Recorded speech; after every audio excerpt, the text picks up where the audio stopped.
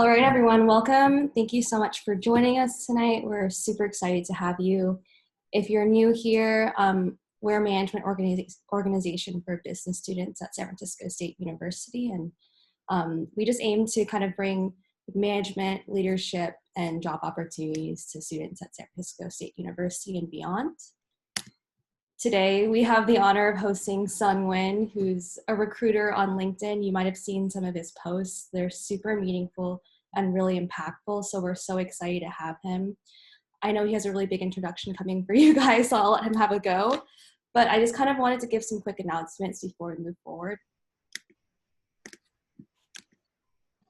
So we are hosting a graduation celebration at the end of this academic year, and we are currently looking for people to join our graduation committee. We do have some people, but we're looking for more leaders. It's a really great opportunity to gain recognition and experience for your resume and your LinkedIn, which is something that Sun's going to touch on later, but this is an opportunity to lead, plan, budget, and execute a graduation celebration, which is pretty invaluable experience. And then next week, we're hoping that you'll join us for our alumni panel with Jerome Dees and Amy Coman. They're alumni from San Francisco State University who have over 20 years of experience in the field. And it's a really great opportunity to connect with them and learn about what they have to offer.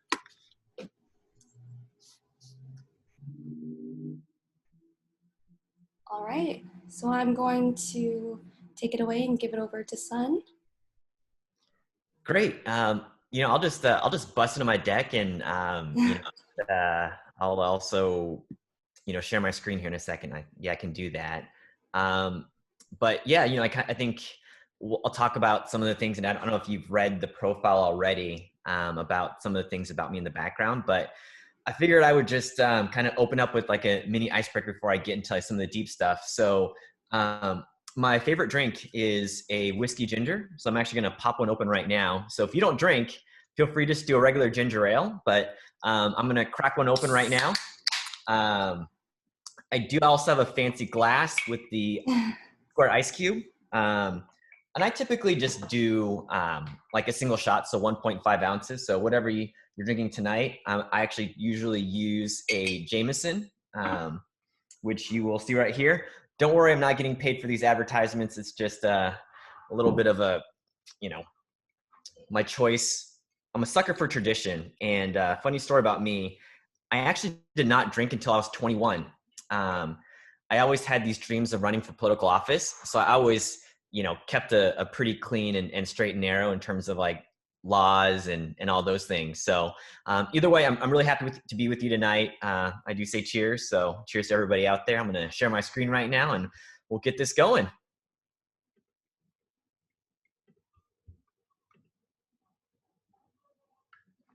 All right, great. So as we mentioned earlier, my name is Sun and I am a recruiter at LinkedIn. I'll just tell you a little bit about my journey. I think, you see some great logos on there, and, I just wanted to express like how lucky and thankful and grateful I've been for the people in my life. To be completely honest, there's not a lot of people like me out there. To be a first generation refugee with parents that didn't speak English, to be able to attain the heights that I've reached. And so, part of my desire to be here with all of you tonight is just a chance to pay it forward and give back a little bit. I think there are people out there that kind of see what people are capable of, and they just assume that they did it on their own. And I really couldn't have done it without help. So in terms of my personal story, my parents were refugees from the Vietnam War. They came over to the United States in 1975. And, obviously when the communists took over, there wasn't going to be any religion. There wasn't going to be any opportunities to be in the military anymore. My dad was in the South Vietnamese Army on the United States side. And my mom, believe it or not, was actually in the convent getting ready to become a Catholic nun. So obviously when the war happened, they got a chance to come over to the United States. And they didn't know anything. They didn't speak English. I was doing taxes at like age 9. I was the one like walking to the front of the line at Burger King, McDonald's, ordering food because they barely were able to speak the language. And so, um, the traditional Asian American story, they pushed me pretty hard to be able to like study and keep aware of my grades. But beyond that, they also really let me experience the best of both worlds. So at home, we spoke Vietnamese, we ate Vietnamese food, but when I was away from home, they didn't pressure me to like do the usual things that other parents talk about in the immigrant community. They let me play football. I played basketball, in addition to like student government and all those things. So I really got like, I think, the full Asian and American experience. And that led me to going to Notre Dame. I think a lot of people, when they pick a college, they try to think about, oh, hey, like, where do I want to go? How do I want to grow? How do I want to mature, and who do I want to be around? And, my whole deal was that um, I wasn't afraid to go far away. It's interesting because I did grow up Catholic. My parents didn't know a lot about American football. So Notre Dame was a little bit new to them. I think they were a little bit, they recognized it, when I had the opportunity to go to Harvard or Stanford, but Notre Dame, they're like, hey, like, be your own man now, do whatever you got to do. So I went to Notre Dame and majored in management consulting and anthropology. And I was going to be a strategy consultant. So I know everybody here has, regardless of what you're studying, whether it's management, whether it's marketing, accounting, otherwise, you kind of have and shoot your goals. For me, I was ready to go to McKinsey right after graduation in Chicago for their food and beverage unit. And my senior year in college, I saw an ad in the student newspaper that said, hey, we're looking for an admissions officer that will stay and serve at Notre Dame and like read college applications and help recruit fellow students for the future. And I thought, you know what? My parents were low income. My dad worked at a seafood processing plant. My mom worked at McDonald's. I thought, you know what? Notre Dame gave me a full ride scholarship. I'm just going to stay for a year and work in college admissions to kind of pay it forward. And McKinsey said, okay, cool. We'll let you defer. We can talk about this later. And after my first year as an admissions officer, I went back to the dean of admissions and said, hey, Dan, hey, Bob, I'm gonna leave now and go to Chicago. And they're like, hey, son, you've done a great job. What if we give you a promotion in a new recruiting territory? So as a 24-year-old kid, they basically said, you are now in charge of admissions for Notre Dame in Asia, Africa, Australia, the Middle East, Canada, and New Jersey. So including Jersey, all foreign countries. And it just completely changed the scope of my life. Instead of just going into business and kind of being part of the machine, I traveled the world. I flew to multiple continents in multiple countries and just saw like how lucky we are here in the US that like, regardless of your background, you kind of still have a chance to make it. Our brothers and sisters and our fellow global citizens in different parts of the world, they actually might not even have a chance because of their family situation, because of their geography, because of their caste, anything. And so I think that really showed me what we're capable of. And that's kind of spurred me to continue on my path. So I stayed at Notre Dame for 6 years working in undergrad admissions. After that, the draw of New York was super strong. So I went to New York, did the grad school thing at Columbia, majored in strategic communications. And that's after grad school is kind of where the power of networking really came into play. Some of the students I had recruited to be students at Notre Dame eventually landed at Target headquarters in Minneapolis as like business analysts. And when I finished at Columbia, I thought I was going to either work in advertising or branding or even like diversity and inclusion at like a bank or big company. And my target people were like, hey, son, the economy's turning around. Any chance you would consider becoming a corporate recruiter at Target? And I actually originally said no, but I mean, who doesn't love Target, right? You go in there, you spend a few bucks, you think you're gonna spend a few bucks, and you walk out with a cart full of things, and it's pretty amazing.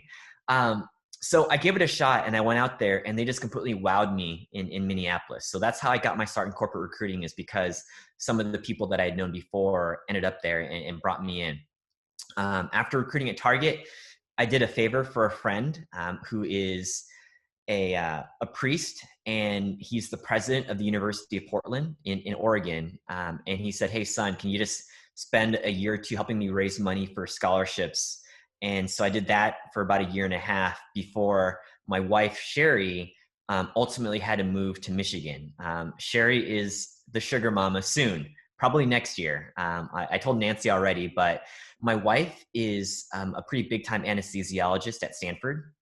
She is a pediatric cardiac anesthesiologist. So she's triple boarded. She did fellowships in critical care anesthesiology, pediatric anesthesiology, and then now pediatric cardiac. And so I merely just kind of change lives and hand out jobs like candy. Sherry's actually legitimately saving lives. So I think right now she's doing like an aortic replacement on like a one day old child, where they had like their missing piece of the aorta. So she's tremendous. And at some point, this might be my last job ever. Like this is doing things like this with all of you is kind of like my dream scenario to be able to do on the side. So, anyways, because she's an anesthesiologist, we had to go to the University of Michigan for her to do her residency training. And while she was there, I was the associate director of MBA admissions at Michigan. I also did some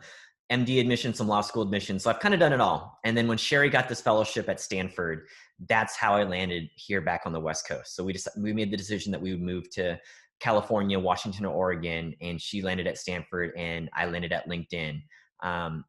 I originally came to LinkedIn to be an MBA recruiter because that was my last direct experience at Michigan Ross. And that's what I started out doing. But as the last couple of years have evolved, I eventually started to lead LinkedIn's flagship undergraduate program. That's called BLP, the Business Leadership Program in Global Sales, where I train sales leaders to do sales development, relationship managers, account executives. And then because of some of the business things going on at LinkedIn and because of the global economy, I'm actually jumping over to the engineering side of the house this season. And I'm in charge of artificial intelligence, machine learning engineer interns at LinkedIn. So that's a big time switch going from young sales bros and sales trainees to artificial intelligence engineers. But it's been a total trip. I'm happy to help out. I also do a bunch of social impact and diversity and inclusion things on the side. So if you got questions about undergraduate recruiting, you have questions about how to get noticed, I'm going to address all those things today. But that's my story. I'm just like all of you. We're just trying to like raise ourselves up and make any sort of impact we can. Just in terms of today's agenda, I do want to address these couple things to help you understand. I want to start with just the basics on your LinkedIn so you understand how to make it better, how to be noticed, what are some good best practices. We'll talk about engaging your network, how to view it philosophically, some tips there as well. I'll give some basic guidelines on how to even look for jobs. And then we'll kind of end it with a little bit of an ask me anything. So with that said, I think we all know, the world is different right now. COVID's shut us down. I think the smart decision is probably to shut us down a little bit again. I know it's easy to say because I've got this comfortable work from home setup. This background looks like I'm in the office, but it's actually my IKEA drawers and cabinet. I do all the cooking, laundry, but also interior decorating at home. And I'm comfortable. I get it. I know. But I do think there are some downstream effects with the economy and with health issues that we may have to be remote for a little bit longer. And I think that since we can't be in person, shaking hands and kissing babies and going to career fairs, we have to really be able to adjust and be able to, play the social media game, be able to network online. So I think the course today is what I'll kind of help you think about. With that said, I think step one really is owning your own story. And I don't know if any of you have actually seen this post yet. I'm not trying to be an influencer. I'm not posting 4 or 5 times a week. I probably post once a month if I can, think of something valuable to do it. But one of my posts here was about being a first generation professional and student. And I really do think that equal talent doesn't mean equal opportunity. Right now, this is your opportunity to one, own your personal story, and two, hopefully leverage tools to be able to use LinkedIn as a force multiplier. I think sometimes when people come from our shoes, or people are in college and don't have a lot of experience, they don't always think that they have value to add, but you don't know what in your story is going to motivate other people. Um, you know, if any of you are familiar with Mark Cuban, um, he's a billionaire, entrepreneur. He also owns the Dallas Mavericks. And one of his lines is, it only takes one person to say yes, right? And I think in the same vein, it only takes one person to see something valuable in you. And I think a rising tide definitely lifts all boats. So here, I shared my story. I basically just told people some tips about networking and playing the game and having that growth mindset. I think once you're able to just take that in your philosophy, I think that'll help us throughout the course of the rest of today. All right. So with that said, 3 main points. I think people sometimes think that networking is almost like a one-shot deal, but it's not. Networking really is a lengthy process. I want you to be intentional, right? Like, plan things out. Think about who you want to contact. Think about why you want to contact them. Think about what you can offer them and what they can help you with. Like, have that ask. At the end of the day, help us help you. The other thing too, like my point was that, one person's not enough. Like, you're probably going to have to meet multiple people. You're probably going to have to make multiple asks. And this is the thing, I'll get to it later, but I think LinkedIn is full of people that want to help, that there are a lot of good people, but not everybody can get to you as soon as they want to. Sometimes they forget, sometimes their inbox gets pushed down. So don't take it personally. Just be prepared to shoot your shot. I think that's what the young kids say these days, right? But just be ready to make those multiple asks to get where you want. And lastly, it's really important, as I said earlier, own your story, know your goals, and whatever year in school you are now, no matter what year you are in kind of restarting your life or your career, really start earlier than you think you need.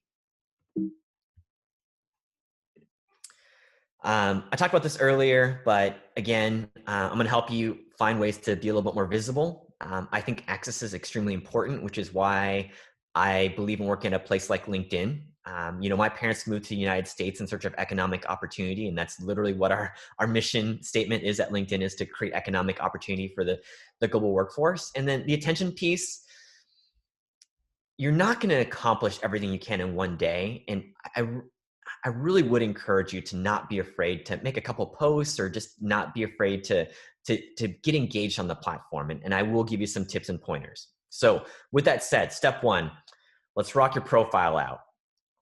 In terms of completing your profile, I've got like a quick 5 or 6 tips. Now, if you're already pretty advanced, you may know some of these things, but I still think it's worthy to brush up on these things. Step 1, personalize your LinkedIn URL. So right now, a lot of people's LinkedIn's is just linkedin.com/in/ a bunch of random numbers and letters that may be part of your name. I think you should customize it.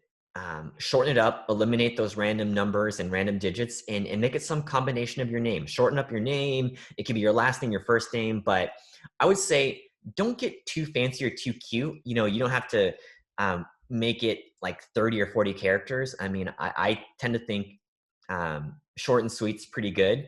I always tell my wife, Sherry, KISS, in terms of keep it simple, Sherry. But think about me. I'm just, whenever you think about doing something, just remember, keep it simple, son. KISS is usually the best way to go. So the other thing about your LinkedIn URL is I've actually been recommending people put it also as part of their address line for your resume and make it clickable. And that's why I think if you shorten your URL, it makes it easier and better and more visually appealing on your resume. Building on that, adding a photo. I know not everybody has the photo, but I would really recommend you add one. And I would really recommend that you make it public. I know there's privacy concerns. I know that people may have issues with just putting their face out there, but our stats on LinkedIn say that if you have a photo, you're going to be 21 more times likely to get views and get engagement. And that's the whole point of the platform, right? People want to understand that there's a human being on the other side of that profile. So put one up. I would strongly advise you not just take a picture of someone and of like, you with a group and then just crop them out. Try to get a picture of just you with a fairly neutral or, plain background. And in terms of clothing, people ask me a lot, like, what should I be wearing in my profile picture? It really depends on your industry. If you're wanting to go into banking or consulting, maybe you throw that suit, shirt, and tie on. But if you're trying to get into design, or if you're trying to get into tech, then a polo or just like a decent, nice blouse is probably going to be fine. You don't need to overdo it. Your headline. I think your headline might be one of the most important things for you to think about as a student. It defaults into, student at SF State, or recruiter at LinkedIn.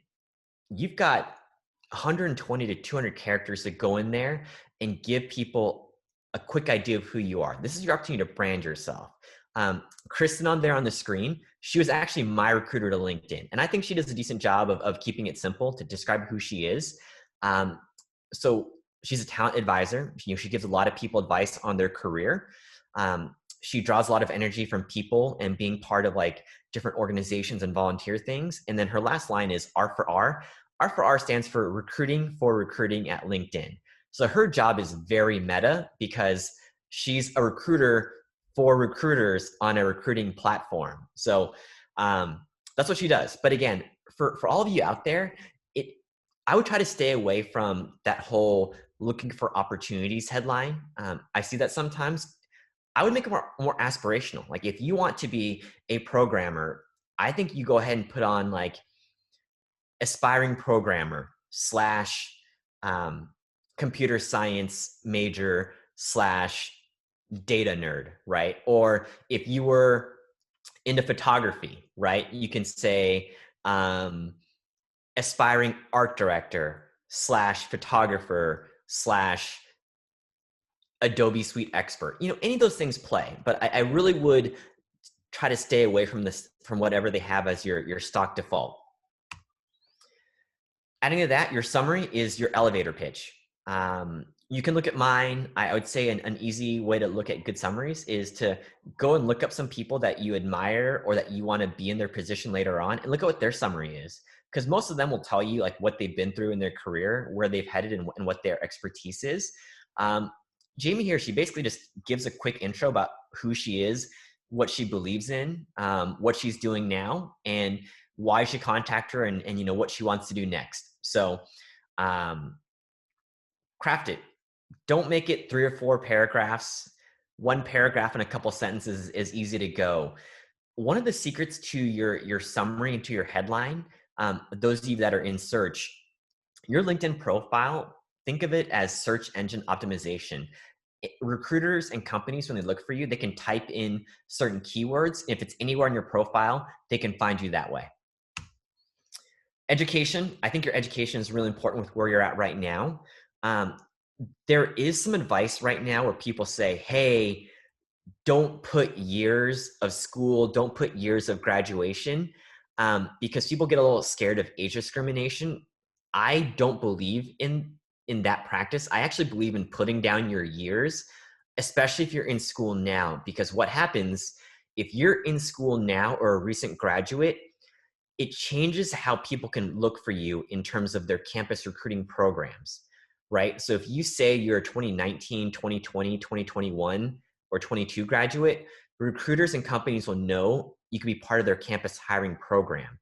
If you don't put your graduation years, people aren't going to know they can hire you to come into their college hiring program right now. So just keep that in mind. Some people are like, oh, I don't want people to know when I'm graduating, but as a corporate recruiter, I kind of need to know that you're graduating in these next 2 years to be able to hire you for my like entry-level programs. So just keep that in mind. I think it's valuable. And while you're at it, feel free to throw a couple courses, throw some student clubs in there, because recruiters like me have learned to search for like student clubs that can show propensity towards a skill, right? So if you are part of the Society of Black Engineers, we know to look for that if we want to find Black engineers. Or if you're part of a women in tech group, like we know we search directly keyword term for women in tech now, right? So if you're part of the accounting group, you're part of a business fraternity, like these are all things that are valuable that could make it easier for you to be found.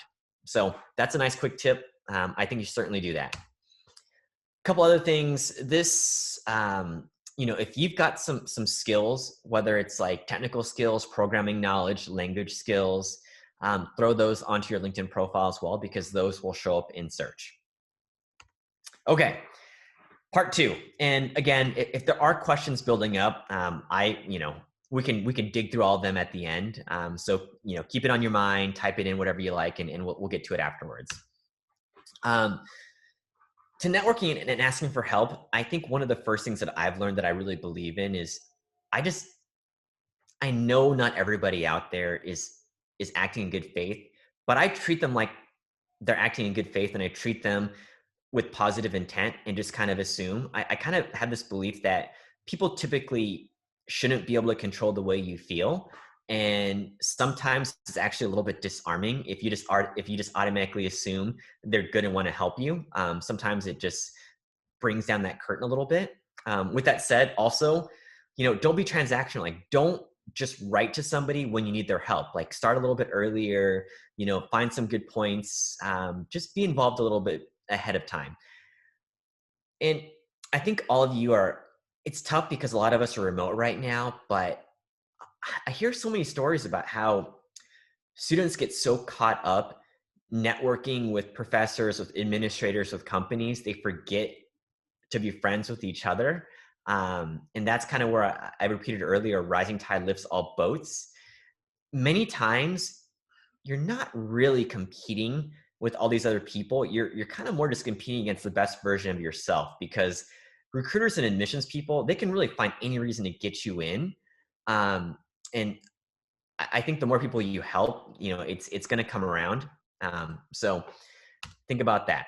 Okay, here we go. Some more hardcore tips. On LinkedIn, you can click to connect with somebody, but I would really recommend if you click that connect button, just remind people why you're connected with them or how they got to know you.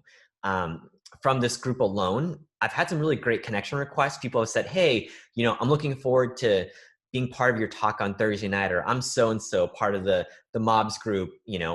Like, those are all great things. Like, I just be careful to send super, empty connection requests. So let's say you find someone that's a recruiter, or you find someone that's at a company you want to be at, or if you find an alumnus or an alumna of where you've gone and you want to like reach them, always add a few points about why you're sending the connection. A couple things with notes. Same thing as earlier, be as descriptive as possible, and always put an objective in there. Make that ask. Like, there are a couple times where someone will send me a note or an email and say, hey, son, you're a recruiter at LinkedIn. Can I ask you a question? Don't ask me to ask me a question. Like, if you have a question, feel free to ask. Like, don't be afraid to make that ask. Especially, for people from, lower income, lower socioeconomic status, or, for people who, women and minorities tend to like not make that ask. They try to seek permission first. And I would tell you, do your best to work up that courage and make that ask. As I said, help us help you. And things to watch out for, you would think that, me being a recruiter at LinkedIn, that people will always double check their spelling and look at names, but people misspell my name all the time, first name or last name. They'll write S-U-N instead of S-O-N, or they'll misspell my last name, or a typo in Nguyen, right? Like, those are super easy things to think about, because when there's a crowded group of, right now, there's just so many people trying for the same amount of jobs. Like, I mean, I hate to scare you, but like, any mistake might do you in. So do your best to put your best foot forward, right? So make that ask, make sure all your details are on point. Make sure you make a good first impression. Not saying that people don't get second chances, but I just think when the market's this tight, people just might not necessarily have time after you turn them off the first time. And just be really careful about being too demanding. Like, make the ask, not a demand. We already talked about this, but a couple easy ways to start posting. I actually, when you're in the student realm, like, I actually appreciate seeing posts on my feed about class learnings, or virtual conferences nowadays, or just like random things that people learn about. So I would say, whether it's pictures or videos, we'll get to these in a second, but an easy way to post is also just to ask for help, and ask for feedback on things that you post. You can write a few lines about something and ask that question. And again, this is where, don't get discouraged. You may make a post, ask a question, and it might sound like crickets and it might be silent. But I think, the more you're willing to get onto your feed and comment on people's and like people's posts and kind of prop them up as well, the more you'll be able to get that in return. So a couple ways to do it. I kind of like having rich media. So if you post a picture, or if you post a video, or even, if anyone's been doing research, if they ever do some STEM work at all, like, people have written long form articles, that probably doesn't quite translate for all of you on this call. I've talked to graduate students before, where they will write a long form article. But again, don't be afraid to just start somewhere. And this is another one here too. And I really mean it by don't be afraid to share. So in your settings, I said earlier, make your profile picture public, but also, make your profile viewable to people outside just your first degree connections, because it can be a pretty big deal. And, I really mean it when I say I'm not trying to be an influencer. Like, I'm just trying to move the needle a little bit. But back during the beginning of COVID, I don't always plan my posts. And I really just woke up one morning and said, I'm a recruiter at LinkedIn. Like, what can I do to help students just get over this hump? And I just kind of wrote from my heart and said, I understand that people are struggling, that, I do believe in working hard and putting pressure on yourself. But I wanted people to take that step off the gas a little bit and not get too hyped up and not kill themselves over the pressure. And it resonated. I mean, people always mock me about when I say I'm not trying to like get LinkedIn famous, but I mean, 1 million people saw my post. And it's led to a lot of people writing me. And that's kind of actually warmed my heart, saying, hey, it's been great to see that you're a recruiter at LinkedIn and that you understand that we're all struggling, and that, you're going to be able to look past whatever happened this year. And so you just never know what's going to hit. Just write something that may mean something to you, and just see if it catches on. And if it doesn't, one person may see it. It may make their day.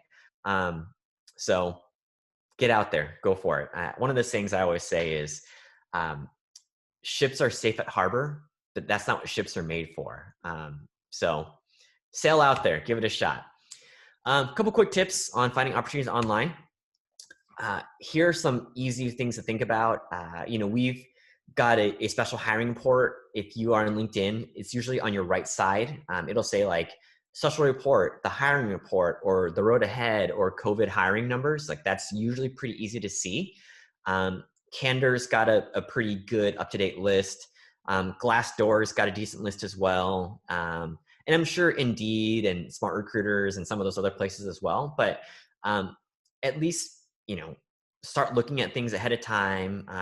The other thing that I really want to say here is, as students, you don't necessarily have to put in your headline looking for opportunities, but at least in your settings, you can say you're open to opportunities. It won't change your headline or otherwise, but it's an easy opportunity for recruiters to know that you're receptive to jobs.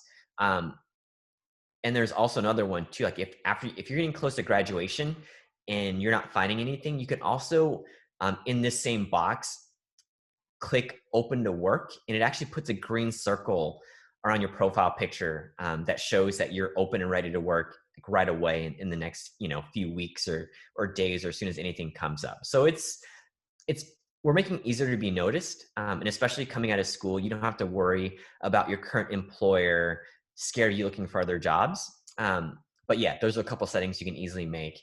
And the big key here is job alerts. So whether it's LinkedIn or Indeed or Glassdoor or any of these other places, do your best to apply early. You know, it's just a little bit of an easier way to get through the noise. Some companies will say, hey, we'll look at jobs first come, first serve. Or some companies will say, hey, we'll try to do a lottery. But it doesn't hurt to be among the first to apply. So go in, create some job searches, turn your job alerts on. It's pretty helpful. I know I don't want to scare you all here, but you know, for example, at LinkedIn for our intern engineering positions last year, we probably had, I'd say, 175 to 200 engineering internships, and we probably got close to 30,000 applications. So it's pretty scary to think about, I know, and I don't want you to think that all these online applications will go to a black hole. But if you get your application in early, get it in early. Same thing with finding people you have a connection with. You know, we have the alumni tool. You can also get in there and ask for referrals from people that you know.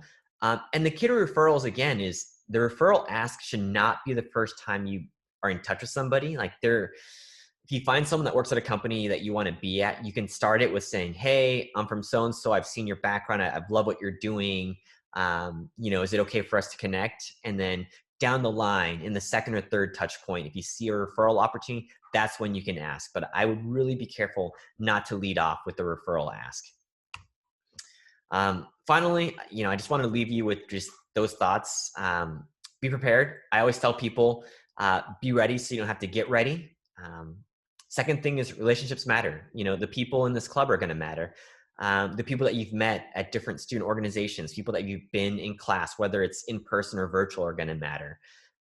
People you slowly interact with on the platform more are going to matter. Details are important. You have to get some things right. And, you know, I don't want to throw any shade right now, but if you all are on LinkedIn, you see those ridiculous posts where an influencer says, oh, I saw someone that was late to an interview. I saw someone that was wearing so-and-so. I saw someone make this big mistake. I hired them anyway, and they're the best employee ever. I'm highly doubtful that happens. Like, that is a ridiculous scenario. Okay, maybe I should. It maybe sometimes happens, but it's such an easy story to repeat and tell that I really question its authenticity. So don't think that like you all are special. You really are, but don't count on these diamond in the rough, lucky random stories. So really do your best to get it right and get it right the first time. After that, play the game. You know, that's what networking is all about. Like, don't be afraid to get out there, and don't be afraid to get out there early. I know it's kind of scary, but push yourself to, I don't like the cliche where people say you got to find your way to get comfortable being uncomfortable, but it's in that vein, right? Just get out there.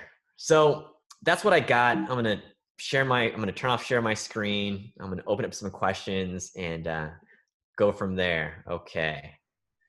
I just wanted to give you a big thank you for sharing that.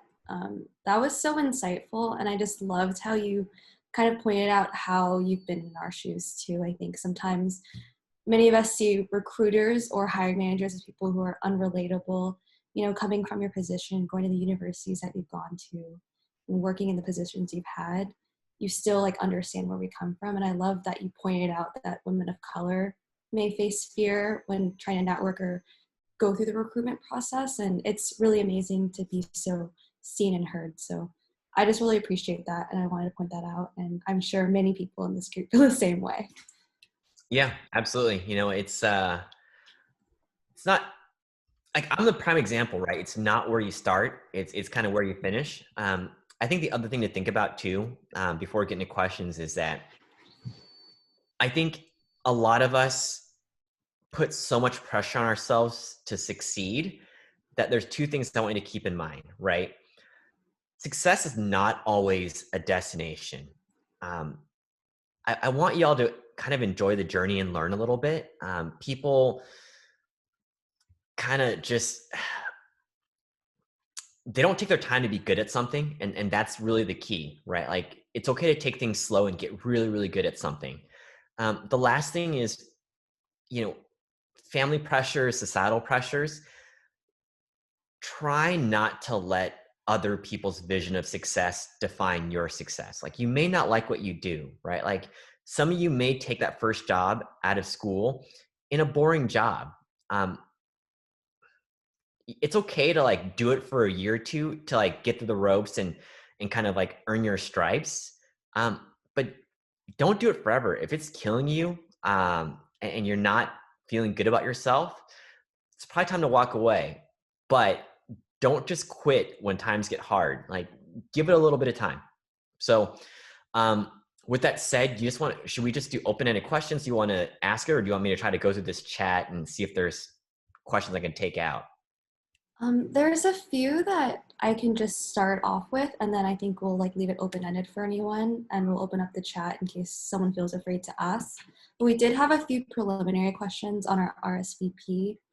And one of them was, firstly, I love the insight and positivity Sunwin brings to LinkedIn.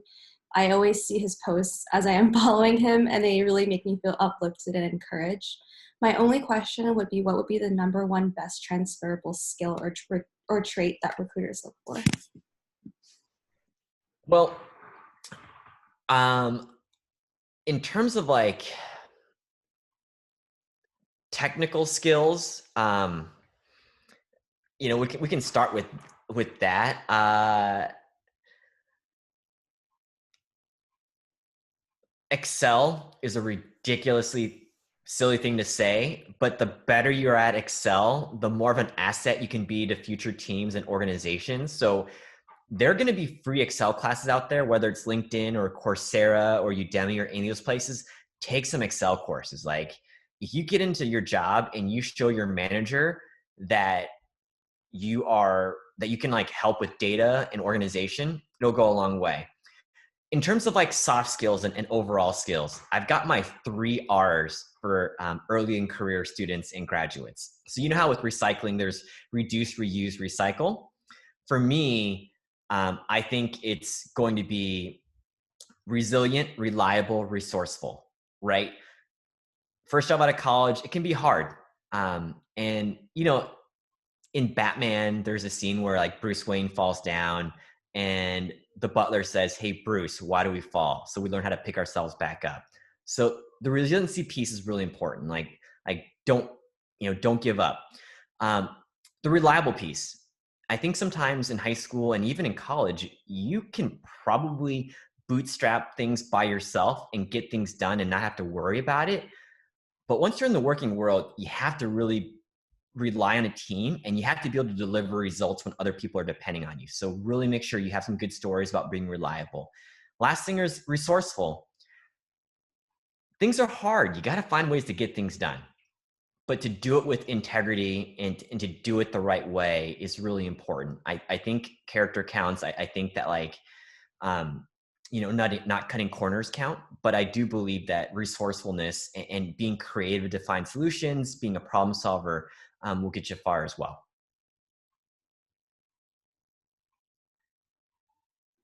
I think another one, and kind of the last one that I'll drop, is another preliminary question that we got a lot on the RSVPs was, what are some like big red flags or mistakes that you're always searching for immediately?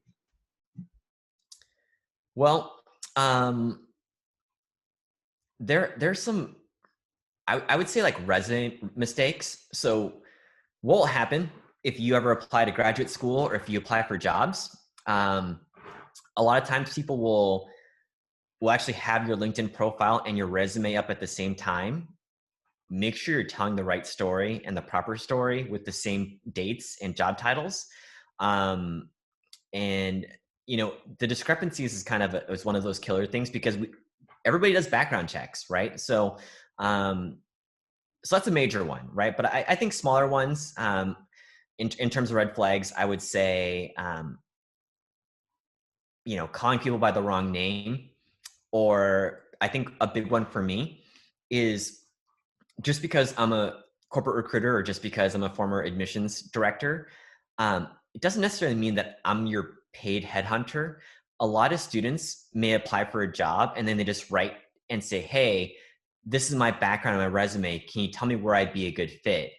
And that's not the job of an in-house recruiter. Like if you write to somebody, make sure you tell them like, hey, dear son, I saw that you actually directly posted this job on LinkedIn. I think I'd be a good fit for these reasons. Can we stay in touch in case you think my profile is great? So that's what I would say. Like, don't expect someone to do the legwork for you, is probably the biggest other red flag I see.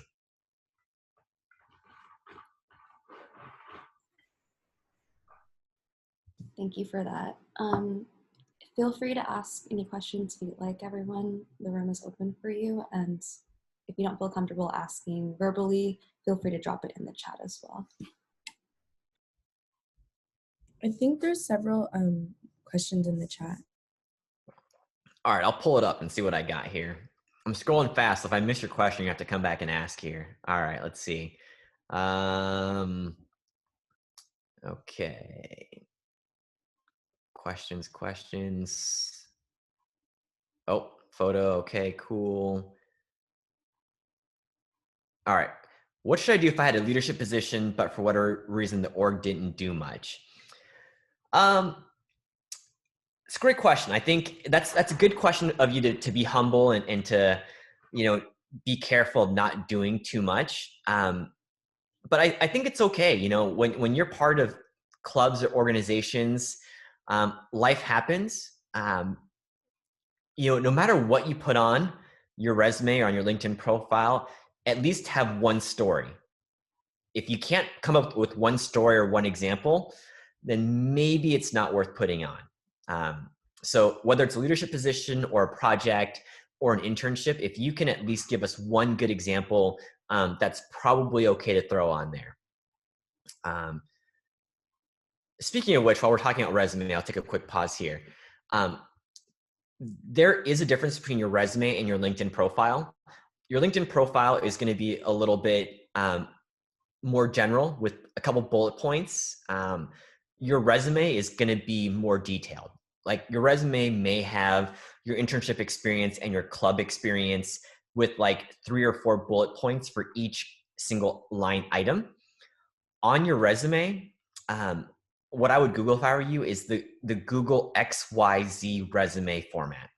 And XYZ is basically accomplish X by doing Y as measured by Z. So your bullet points on your resume should not be job descriptions, because most recruiters know what an accounting intern does. Most recruiters know what a marketing intern does. Like those are social media intern or an engineer interns. So don't just put job descriptions. We really want to know your accomplishments on your resume. That's probably the best tip I can give you, is show your impact as much as possible for any experience you can put on your resume. Okay. What else do we have? How do you know if companies on LinkedIn are giving remote work if they don't say it's remote? That's a great question and a tough one. A lot of companies don't know right now. I would say, like, if you meet basic qualifications and it looks interesting, it's probably worth taking a shot. But if you don't meet basic qualifications, it's going to be a tough call. What I mean by that, most job descriptions you see, most job ads will have 2 areas. One is basic qualifications and one will be preferred qualifications. There's a lot to be said about AI that just looks at your resume and searches for keywords, but a hidden secret is sometimes you can't get past the AI or the resume screen if you don't meet basic qualifications. So some things will say, 1 to 2 years of experience, or some things will say, 1 year of experience in so-and-so area, while other things will say 6 years of experience in this area. Like if you don't meet BQs, basic qualifications, doesn't matter what keywords you have in there. So don't try to copy and paste and game the system with keywords. It really is about the basics before it gets that far.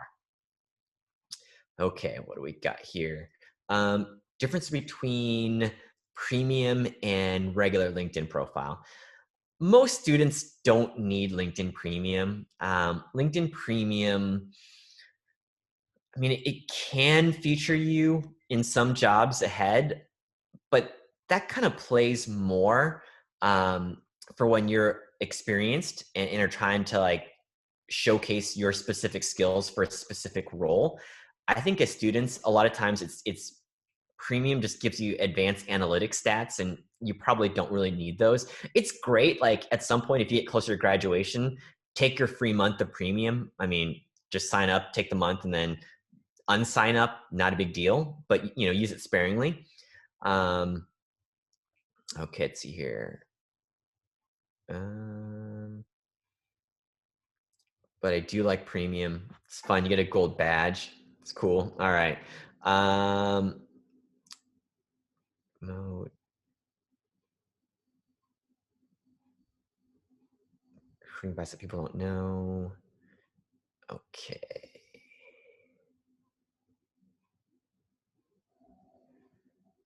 All right. Let's see here. Do you think we should interact with recruiters who seem like they never looked at your profile or know anything about you? For example, IT person gets a message about accounting.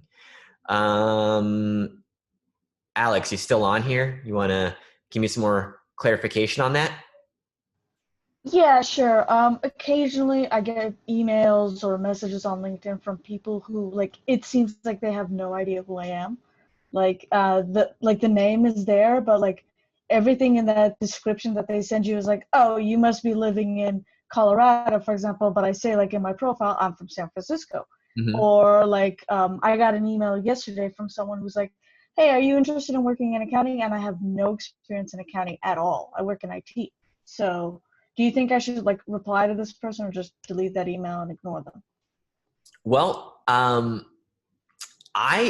personally, if someone writes me about a job, I usually try to respond, but I only do it because I'm like a recruiter connected to other recruiters. So people will say, hey, son, I got this recruiting job at so-and-so company. Are you interested? I almost always will say no, but if you tell me more, I might be able to help you out. I think at this point in your life, you're probably busy enough trying to just get through the day that if you're not interested in the job and they don't know what they're doing, then yeah, just let it go. But I always respond just because I'm interested in hearing more, and I might be able to pass that job on to a friend or otherwise. So goodness of your heart, up to you. But some of those recruiters, they just do those search parameters and then just send 25 in-mails out. And they're just playing the, if I just shoot so many shots, one will go in. So I'd say don't feel pressure to respond if it has nothing close to what you're doing. Okay. Do you look for a complete resume applicant, or do you look for potentials based on LinkedIn profile for interview? It's both. So it's a push and pull, right? So most jobs that we have, there'll be multiple sources. So we will post the job on LinkedIn or on any other platform, and there'll be a couple hundred or a couple thousand applicants that go through. And we have an order that we go through. Sometimes it's a formula, sometimes it's random, sometimes it's first in, first out. Those are the occasions where we'll actually look at the resume through and through. And then always part of our applicant pool, we will do what we call sourcing on LinkedIn Recruiter, where we'll actually go through and I have a tool that I can say, I'm looking for a 2021 grad who is working in IT, that has experiences with servers, that has experiences with site reliability, and at the same time has been part of some clubs and has some leadership. So I type all those things in and I can see it. So we really do look at both.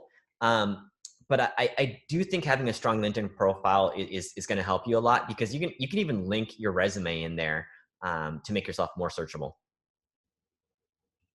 All right. Okay. If you have no idea about your accomplishments at work, good question. Do your best to give some numbers, right? So even if you are, maybe you're just drawing reports, you could always just say hey, I wrote 35 reports 4 times a year to try to accomplish this. Or, oh, I saw 800 IT request tickets that I went through to try to build efficiency for the team, right? Like those things all matter. So just try to at least give an estimate. You know, we're not going to hold you to an exact number, but any estimate you give from numbers will be helpful.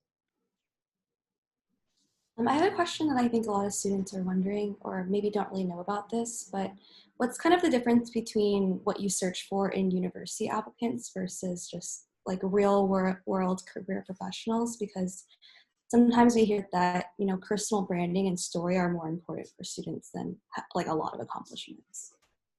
Most of the time, it's just years of experience, because we can search by graduation year and also by estimated years on a job based on what's on your profile. So, you know, if we're looking for somebody like a mid-career manager, you know, we're going to change our settings to like 6 to 10 years, but we'll still look for the same keywords, right? Like if we're looking for an experienced salesperson, you know, we still know code words like sales development, cold calling, return on investment, right? Like those things still play. So, I mean, there's not that much difference. I would just say like whatever, like anything you can write down is probably good enough.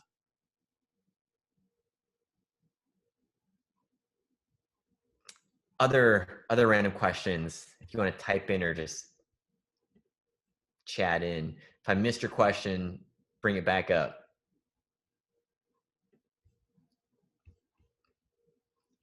Okay, what do we got here?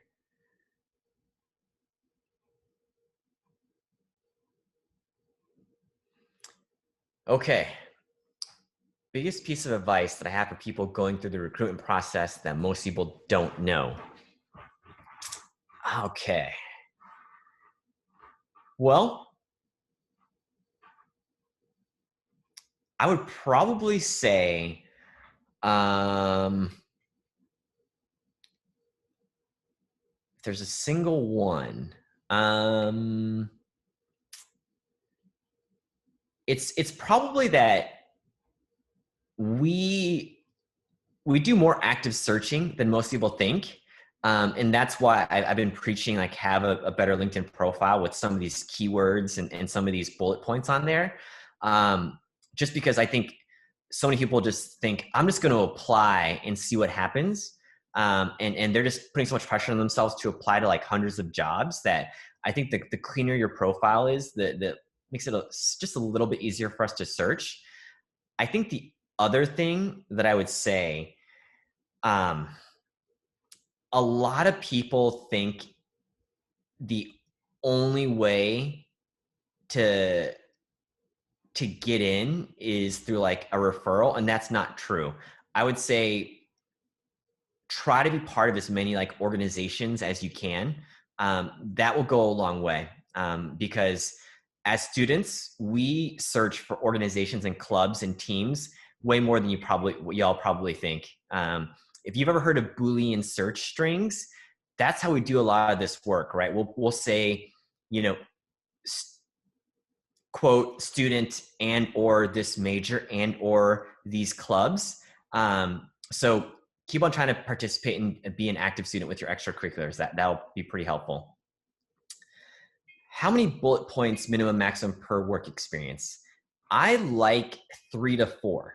And that depends on keeping it to one page. So while you're in college, even if you're out of college, keep your resume to one page. So more resume advice: name, contact information. I would actually string along your contact information across one line under your name. So you can have email address, number, LinkedIn profile, and just separate it by vertical lines. Like you don't need to take up 5 or 6 lines of real estate just to put your address on. Just put it all across one line, maybe 2 at most. Take away the objective. We don't need to know that you are a student looking for your first job in this developmental program. We know what an objective by the way you apply, by who you're reaching out for. So don't worry about that too much. Go straight to your education, your expected date of graduation, your major, minor, and even one bullet on classes if you want that are valuable in like skill set wise, and then go straight to student organizations, leadership experience, any internship experience, any part-time work. And at the end for students, what I like at the last section, I usually call it awards, honors, other. And that's probably worth another 3 or 4 bullet points to just talk about some of the awards you won, some of your passions, and then even like one bullet with like 3 or 4 or 5 of your hobbies or passion areas in along one line. Just, it's a little minor thing, but it helps give a little bit of color to who you are as a person, and can even provide some interview material for future interviewers. Is the lack of objective summary important for LinkedIn or as other places I've worked at? Lack of objection or summary important. I mean, I at least on the resume, I would take away objective and summary, but on the summary on LinkedIn, definitely have it, because people are looking to get to know you better. Sorry for jumping in. It's just like some people say to like leave the objective or a summary on, and some people say no. So in your case, if you saw a candidate apply for a LinkedIn position that had an objective, would you throw their resume out, or would you prefer someone who just said experience, education, etc., etc.? I mean, I wouldn't throw it out, but I think what happens is this. Recruiters scan resumes very quickly. So if you got a bunch of lines, like even 3 or 4 lines that say an objective, it makes it harder to get to your actual experience and to your valuable contributions, because we already know what the objective is outside of your resume. So that's what I would say. Resume, do your best to get rid of objective. Personal value mission statement on your resume, probably not. I don't think I would put that stuff on the resume. However, with that said, I still think cover letters are important. Write a cover letter any chance you get. Some places don't want one. Google does not want a cover letter. They'll say, your story speaks for itself. All we need is your resume. Google also gets millions of applications, so they don't need it. But other companies, if you have an opportunity to give 2 to 3 paragraphs on who you are, it might go a long way. Like, as an entry-level recruiter at LinkedIn, I look at every single cover letter I come across, because one, there's a chance to say, you know, why you want to be at the company and why you want to be a good fit for the job. And then also a little bit about you. And especially later in life, if you're making a career switch or people don't understand why you're trying to make one move or the other, your cover letter gives you that opportunity. So again, depending on what your background is, say that too. I think it's extremely valuable to have a cover letter. Okay, what else we got here? Do you know my cover letter, but later connect with the hiring manager? That was just advice. Oh, okay.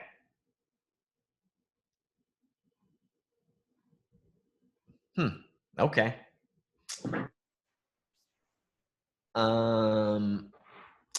What else? What else? Anything else?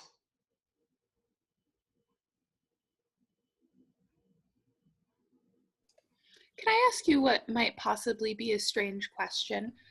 Since you were a recruiter for Ross Business School, do you think, I don't want to say, do you think it's impossible for, you know, a San Francisco State bachelor's degree to get there, but do you think there's any specific things we could do to help build a resume to go to a grad school of more prestige?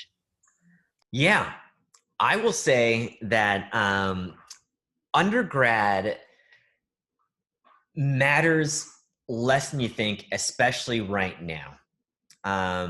I think that the good companies and the good schools value the diversity of background, and it doesn't really matter. Like, it counts for something, sure, like connections and pedigree, people can get worked up about it.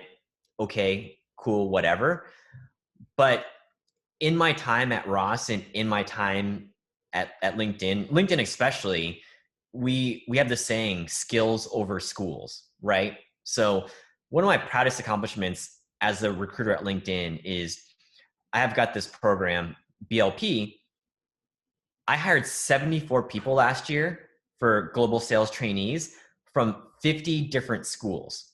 Now, not all people do that. Like Apple, they have like 10 schools they hire from, and they hire like 1,000 people and they're done, right? But I don't think it matters as much. What I would say for graduate schools, especially MBA, is that you work for a couple of years before you apply for MBA and for master's programs, especially if they're closer to business.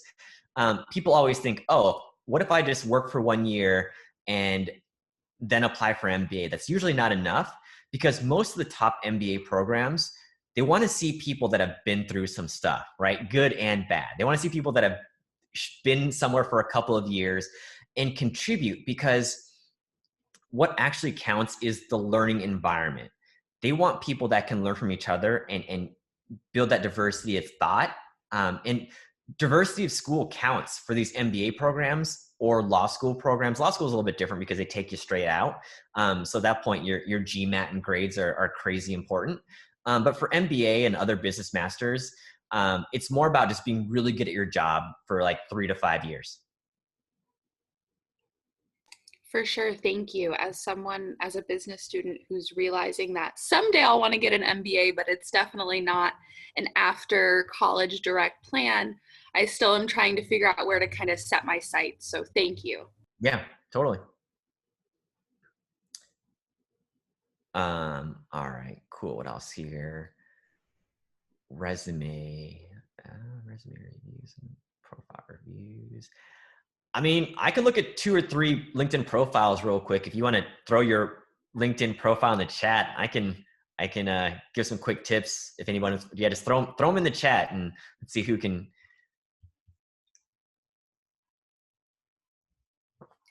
Okay.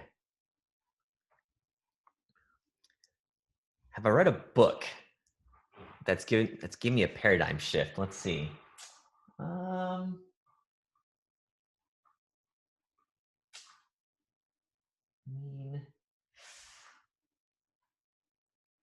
Oh, I haven't read a business book in a while. I read Mark Cuban's Sport of Business, and that really gave me some good inpoints about just like all it needs is just one person to believe in you, and that's good enough.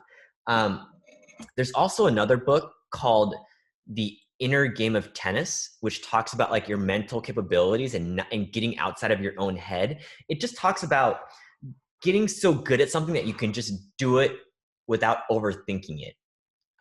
It's like my wife. She can insert like a 6-inch needle in someone's spine for an epidural without sight. She could do it by feel and touch now. It's just like how, when I used to play basketball, I could just, shoot threes like Steph Curry without even thinking about it, right? Like it's maybe it's Outliers. Something talks about if you do something for 10,000 hours, you get so good at it that it just becomes like a natural reflex. And that's why I talk so much about getting really good at something. That way you think about it less. Okay.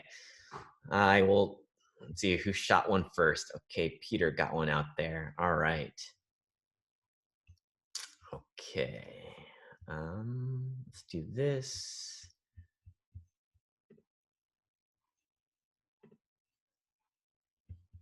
All right, Peter, you're first. Okay. I would put a background photo behind your profile picture. Those are easy to find. Just, you can look that up on a web browser and find it pretty easy. But anything, it could be school related, it could be geography, it could be something related to what you want to do, but that's fine. Marketing intern VP, cool, that's good enough. I mean, if you like, even throw a third point or area in your profile, in your headline, that'll get you started. Your about section, I'd probably throw 3 or 4 more sentences in there.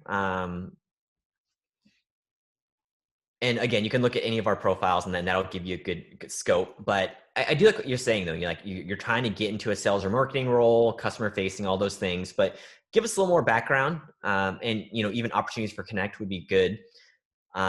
I love this new featured part of LinkedIn. So if you do make posts, or if you have anything interesting, or you want to link to your resume or your blog, I think it's a cool opportunity to show who you are, way to be active and be part of people's things. Okay. Good experience. Yeah, I think that works. You kind of give us who you are. All right. Internship. You hit all the right points. Yeah. I like what I see there. UI, UX, mobile site, Adobe, KPIs, Tableau. Good. Okay. Phlebotomy. Okay. Wow. All right.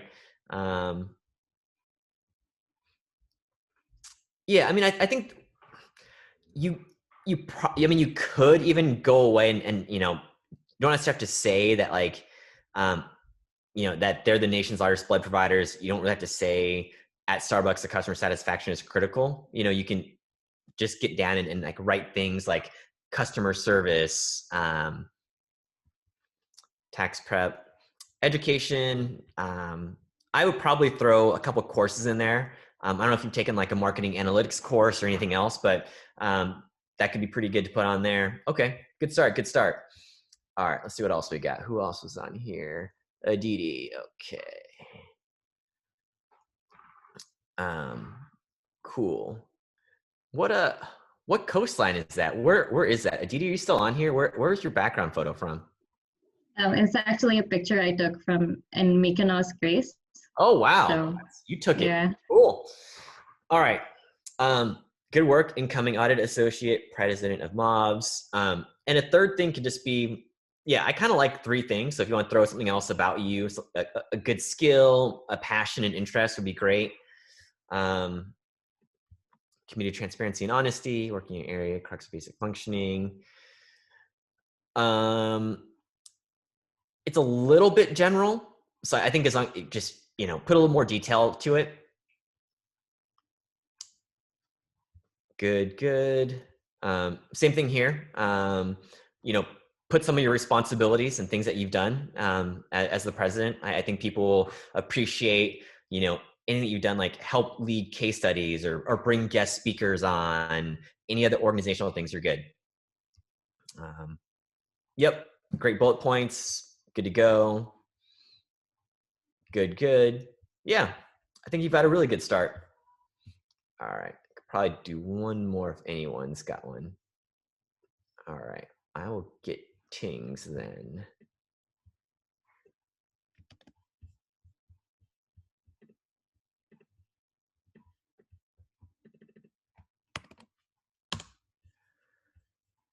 Okay. Background would be good. About. All right.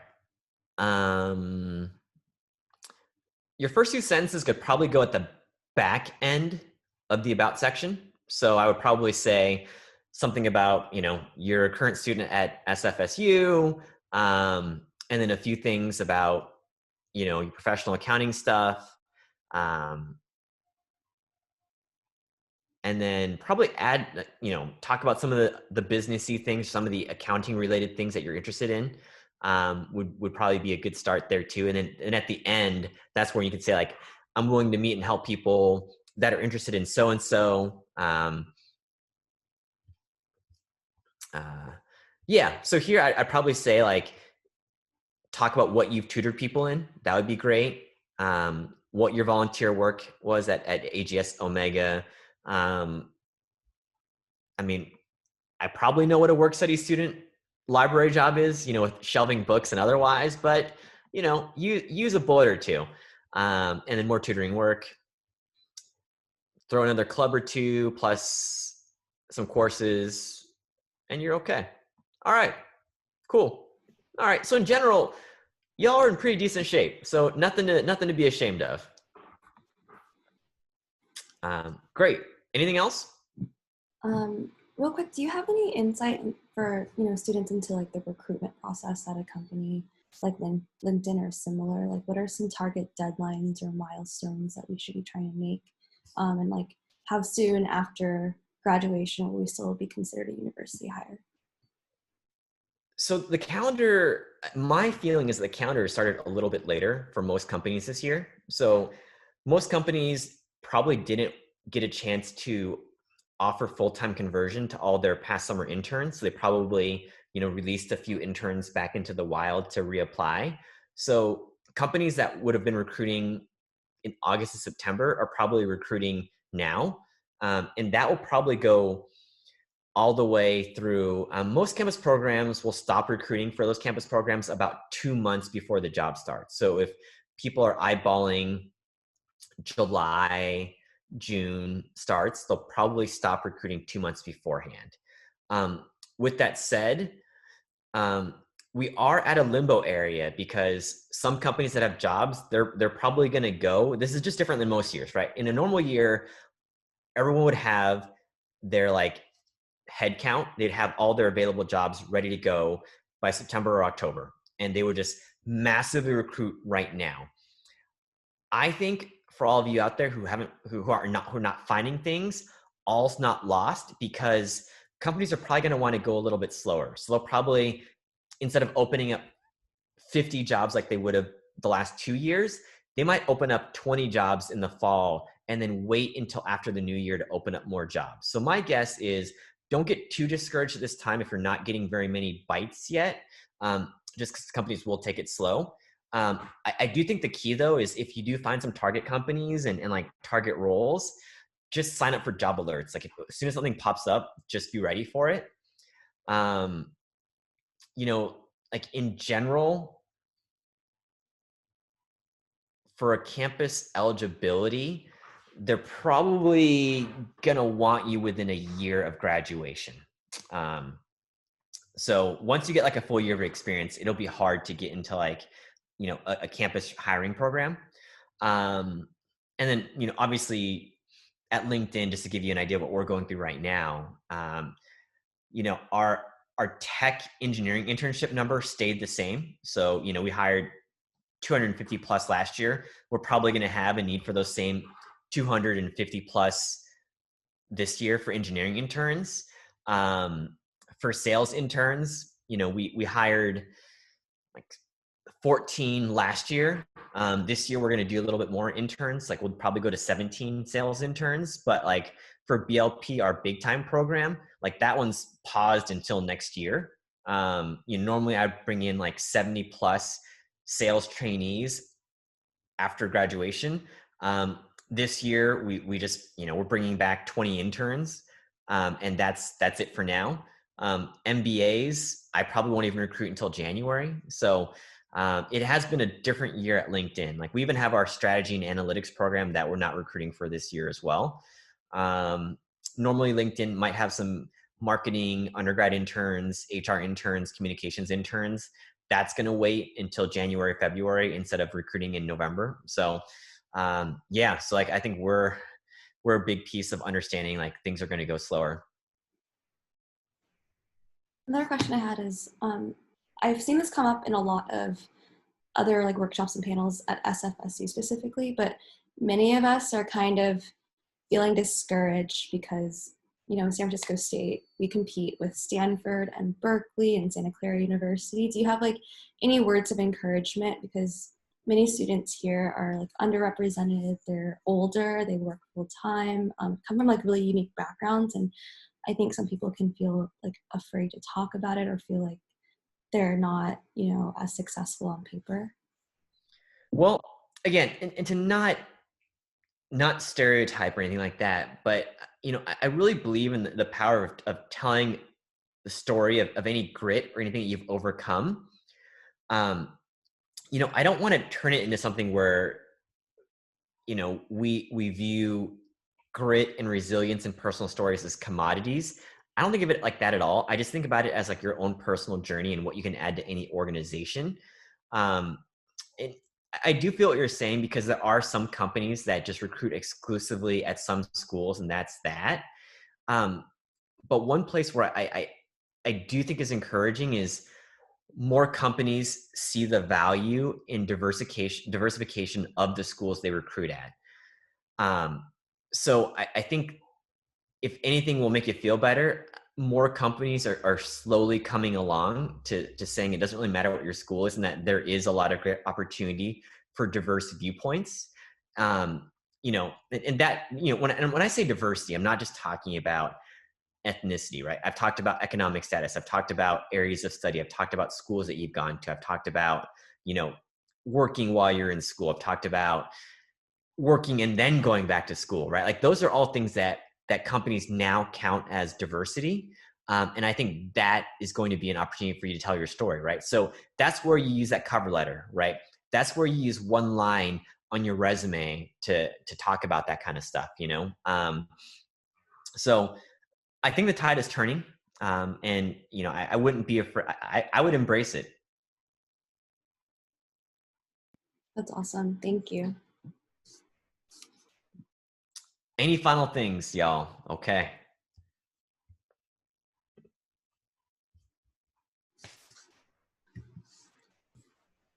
Don't be afraid, guys.